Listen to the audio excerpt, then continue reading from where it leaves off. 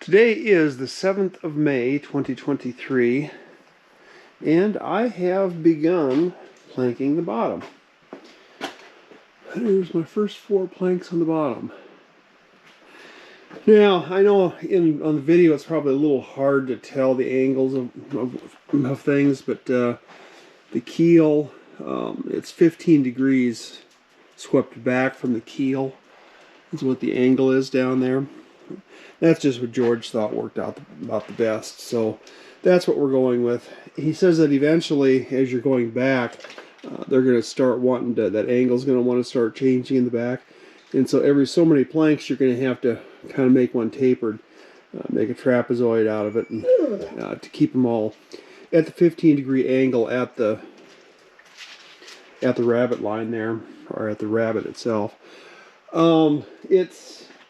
It's going all right, and I'm gluing these in. What I'm doing is I'm cutting these to 15-degree angle down there, clamping them in place, then putting one screw in, excuse me, to hold it in place, and then put the next one in, and so forth. And then I'm marking these up here at the chime line here.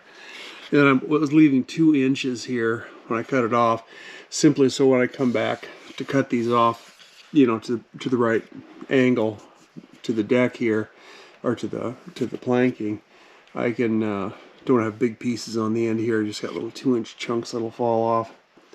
But I don't know. I may just try cutting these off square. You know, when that line is drawn in there, cut those off square, and I may just try coming back with the power plane and seeing how well that works, and then finishing off the sander or whatever. I'm not quite sure yet. You know, it's not real fussy here because the plywood still has to go over everything, so it doesn't need to be just real pretty. But yeah, anyway, so we'll see about that. But yeah, these planks are relatively easy to put on. I mean, you're working from ground level, and in fact, when I'm cutting the rabbet out, I can sit on a stool here and work. Makes it fairly convenient, although you're still bumping your head once in a while on clamps and whatnot. But yeah, it's just a fact of life. But yeah, this is, and I'm using a longer clamp to clamp them together to keep, you know, these seams reasonably tight. You know, I thought about gluing these as well, kind of like I thought about doing up here on the main planking on the sides of the boat, and I didn't do it.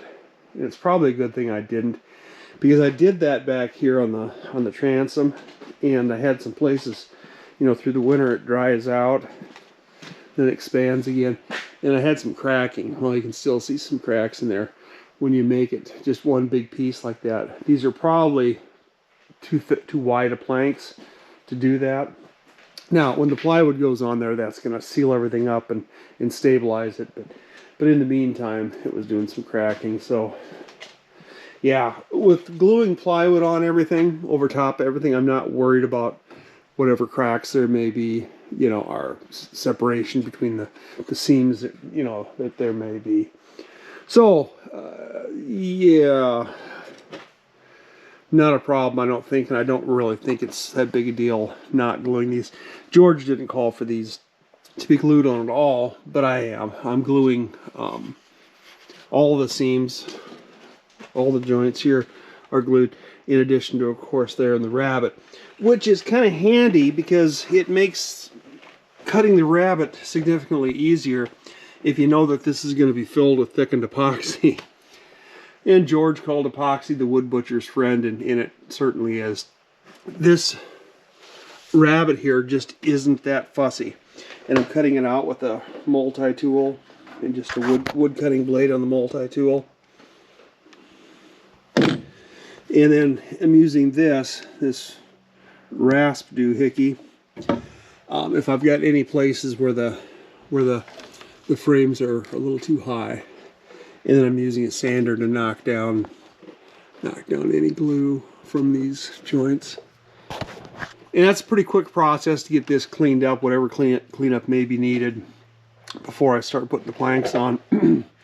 But again, cutting this rabbet is not a real big deal. it's turning out to be, well, considering cutting all these notches out, you know, these notches out here with this multi-tool, this is easy going actually.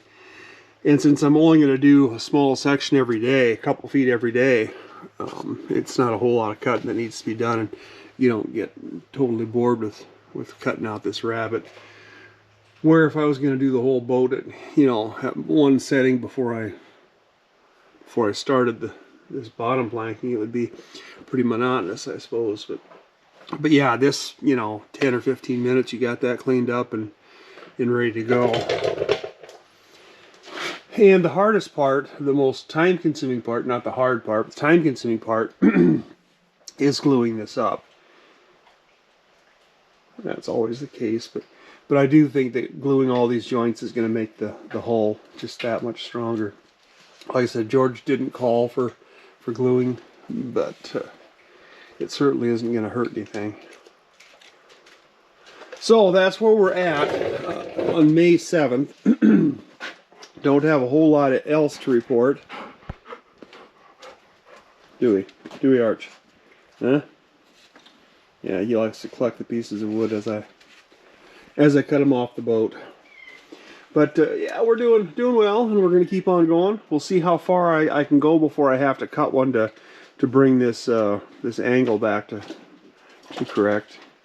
Hopefully we can get another set of 8 more or 4 more boards on here to get 8 of them on there. And if we just keep doing this every day, it shouldn't take too terrible long. A couple months, at the longest, and we should have the bottom planked.